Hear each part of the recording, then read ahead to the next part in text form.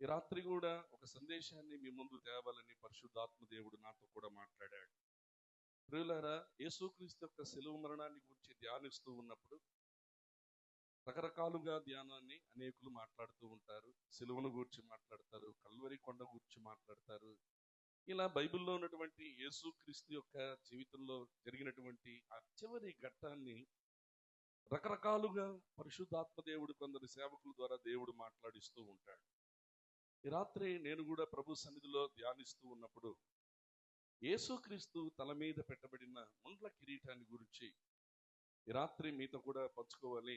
ఎందు నిమిత్తం యేసుక్రీస్తు యొక్క తల మీద ఆ ముండ్ల కిరీటాన్ని పెట్టబడింది, ఆ ముండ్ల కిరీటం పెట్టడం ద్వారా మానవాళికి జరిగిన కొన్ని మేలులను ఈ రాత్రి మీతో కూడా పంచుకోవాలని ఆశిస్తూ ఉన్నాను.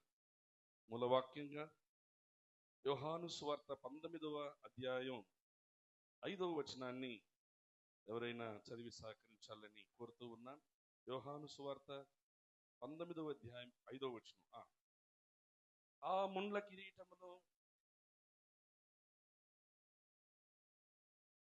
యేసు వెలుపలికి రాగా పిలాతు, ఇదిగో ఈ మనుషుడు అని వారితో చెప్పాను.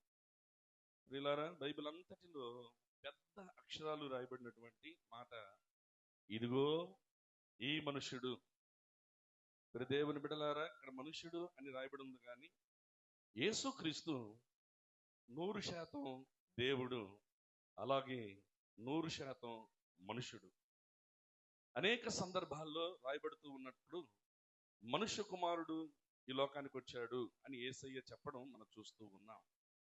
కనుక బైబిల్లోనే గొప్ప వచనం ఈ యొక్క పెద్ద అక్షరాలతో ఇదిగో ఈ మనుషుడు అంటే దాని అర్థం ఏంటంటే, ఈ భూమి మీద ఎందరో మనుషులు ఉన్నారు.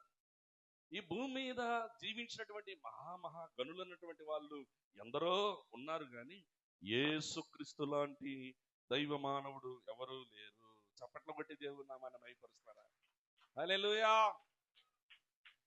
ప్రియ దేవుని బిడ్డలారా, ఈ లోకంలో చాలా మంది జన్మించారు.